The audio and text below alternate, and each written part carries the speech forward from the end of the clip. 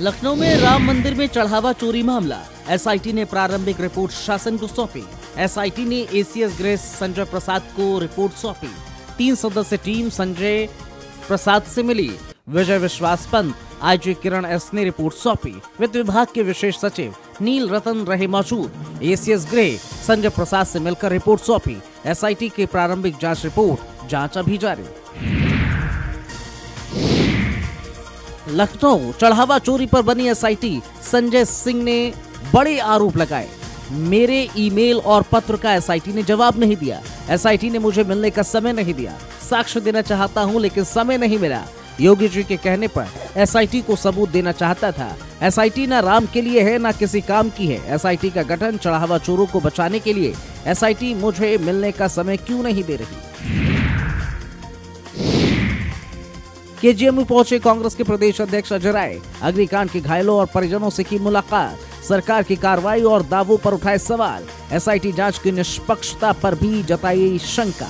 LDO और बिजली विभाग को सरकार का संरक्षण, ध्वस्तीकरण का आदेश था, नहीं गिराई गई इमारत। लापरवाही का नतीजा सबके सामने। दोषियों के खिलाफ सख्त कार्रवाई की मांग।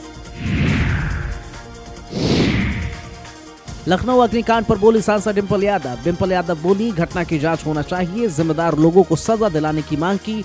मृतकों के परिजनों को मुआवजा मिले। फायर ब्रिगेड जल्दी क्यों नहीं पहुंची। लखनऊ सीएम योगी आदित्यनाथ से मिले विधायक राजेश्वर सिंह। मैं हूं सरोजनी नगर, पुस्तक का विमोचन कराया। पुस्तक में सरोजनी नगर की विकास यात्रा का विवरण, यूपी में सुशासन, सुरक्षा, विकास के नए आयाम, जनहितकारी योजनाओं के प्रदेश को नई पहचान, सरोजनी नगर के मॉडल की जानकारी सीएम को दी। दिल्ली में सपा सांसद रमाशंकर राजभर का बयान, सिस्टम ने 15 युवाओं को मार दिया। क्या प्रदेश में फिर ऐसी घटना नहीं होगी। अग्निकांड का मुद्दा लोकसभा में उठाएंगे। माविया अली ने इमरान मसूद पर साधा निशाना। 403 सीटों पर चुनाव लड़ने वाले बयान पर जताई नाराजगी। ऐसे बयान गठबंधन की भावना को कमजोर करते हैं। समाजवादी पार्टी भी 403 सीटों पर लड़ने को तैयार। सपा को कांग्रेस की जरूरत नहीं, मुस्लिम समाज सपा के साथ है। नोएडा के सेक्टर 74 कैप्टन सोसाइटी में जमकर चढ़े लात घुस गए। एक महिला और एक साथी की मारपीट की गई। मेंटेनेंस टीम ने मेंबर के साथ मारपीट की। मारपीट का सीसीटीवी फुटेज वायरल। टीएमसी सांसद और वकील कल्याण बनर्जी ने चुनाव नतीजों पर हाईकोर्ट में सुनवाई पर कहा, ममता बनर्जी ने जो चुनावी याचिका दर्ज की थी उसी याचिका पर आज सुनवाई हुई। हमने कहा था कि 12 राउंड तक मतगणना ठीक थी। 13वें राउंड में जब शुभेंदु अधिकारी काउंटिंग हॉल में घुसे तो उन्होंने बीजेपी के काउंटिंग एजेंट को निर्देश दिया, टीएमसी के काउंटिंग एजेंट को भगा दो। उन लोगों को मारकर भगा दिया। सीआईएसएफ की उन्होंने मदद दी। हमने मांग की है सीसीटीवी फुटेज को सुरक्षित रखा जाए। आप सांसद संजय सिंह ने लखनऊ कोचिंग संस्थान में आग लगने की घटना पर कहा, एसआईटी उत्तर प्रदेश में झुंझुना होता है। कोई भी बड़ी घटना होती है एसआईटी बना दी जाती है। महाकुंभ घटना के बाद एसआईटी बनी, लेकिन क्या नतीजा हुआ। कितने लोगों की गिरफ्तारी हुई, कितने लोग जेल चले गए, आज तक पता नहीं। क्या मसला सिर्फ एसआईटी बनाने से शांत हो जाएगा। अभी 15 लोगों की जान गई, इसके बाद आप थोड़ी बहुत कार्रवाई कर देंगे, लेकिन आग से लड़ने के लिए आपकी तैयारी क्या है। इसमें भी पता चल रहा है कि सहायता पहुंचने में विलंब हो गया। क्यों विलंब हुआ, कई स्तर पर काम करने की जरूरत है। राजस्थान के मुख्यमंत्री भजनलाल ने कहा है, देश के प्रधानमंत्री नरेंद्र मोदी को बधाई देना चाहता हूं कि देश के अंदर दशकों से अटकी सभी योजनाओं का काम बहुत गति से हो रहा है। सभी राज्यों के जो जल के विवाद थे वो प्रधानमंत्री के नेतृत्व में उसका निराकरण हो रहा है। लगातार नई योजनाएं बन रही हैं।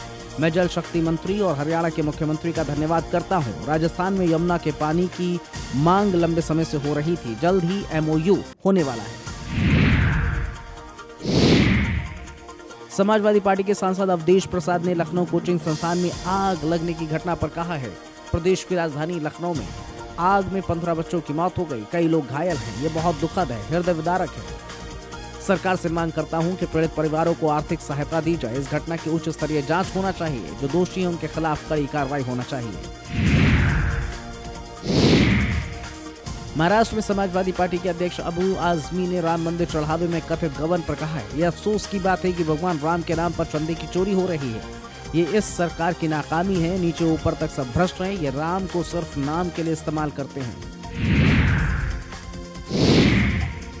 उत्तर प्रदेश बीजेपी अध्यक्ष पंकज चौधरी ने लखनऊ कोचिंग संस्थान में आग लगने की घटना पर कहा, अलीगंज की दुर्घटना बहुत दर्दनाक है, हम शोक संतप्त परिवार के साथ हैं। मुख्यमंत्री ने घटना को गंभीरता से लिया, उच्च स्तरीय कमेटी का गठन किया, जांच होगी, कोई भी दोषी बख्शा नहीं जाएगा। पश्चिम बंगाल के मुख्यमंत्री शुभेंदु अधिकारी ने कहा, आज बलिदान दिवस है। डॉक्टर श्यामा प्रसाद मुखर्जी के बलिदान को सभी जानते हैं। उन्हीं के योगदान की वजह से कश्मीर आज देश का हिस्सा है। उन्होंने एक देश एक विधान एक निशान एक प्रधान का नारा दिया। श्यामा प्रसाद मुखर्जी ने पश्चिम बंगाल को पाकिस्तान में जाने से बचाया। ये सरकार उनकी नीतियों का पालन करेगी। पूरा देश इस दिन को बलिदान दिवस के तौर पर मना रहा है। कोचिंग संस्थान में आग लगने की घटना पर उत्तर प्रदेश के उप मुख्यमंत्री ब्रजेश पाठक ने कहा, कल रात से 4 लोगों की गिरफ्तारी हुई, अधिकारियों को सस्पेंड किया गया। एसआईटी की जांच रिपोर्ट आने के बाद इसमें कड़ी कार्रवाई होगी, कोई बचेगा नहीं। बीजेपी के राष्ट्रीय अध्यक्ष नितिन नवीन ने कहा है कि आज डॉक्टर श्यामा प्रसाद मुखर्जी का 73वां बलिदान दिवस है। मैं उन्हें श्रद्धांजलि देता हूं। उन्होंने जो सपना देखा था, जिस मकसद के लिए उन्होंने बलिदान दिया था, आज उसकी सार्थकता दिख रही है। प्रधानमंत्री के नेतृत्व में कश्मीर में अनुच्छेद 370 को हटाना श्यामा प्रसाद मुखर्जी को एक सच्ची श्रद्धांजलि है। कांग्रेस सांसद तनुज पूनिया ने लखनऊ कोचिंग संस्थान में आग लगने की घटना पर कहा है, ये घटना बहुत दुखद है, लेकिन ये सिर्फ लखनऊ तक सीमित नहीं है। कुछ साल पहले दिल्ली में भी ऐसी घटना हुई थी। तब भी ये बात सामने आई थी कि कोचिंग संस्थान आग से सुरक्षा के नियमों जैसे आग से बचने के रास्ते या निकलने के वैकल्पिक रास्ते का पालन नहीं कर रहे हैं। दिल्ली की उस घटना के बाद भी अधिकारियों को नए नियम बनाने चाहिए थे। ये पक्का करना चाहिए थे कि उनका सख्ती से पालन हो। उत्तर प्रदेश में ऐसा क्यों नहीं किया गया?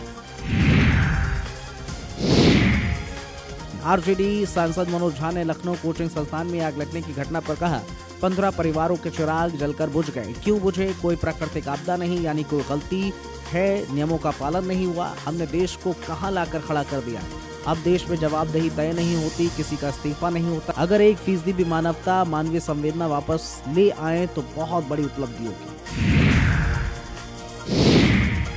उत्तर प्रदेश सरकार में मंत्री ओम प्रकाश राजभर ने लखनऊ कोचिंग संस्थान में आग लगने की घटना पर कहा, यह दुखद घटना है। घायलों को शीघ्र स्वस्थ होने की कामना करते हैं।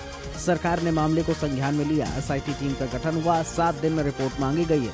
प्रथम दृष्टया जो दोषी पाए गए हैं उन्हें निलंबित किया गया है। जांच रिपोर्ट आने के बाद जो दोषी पाए जाएंगे उनके खिलाफ कड़ी कार्रवाई होगी।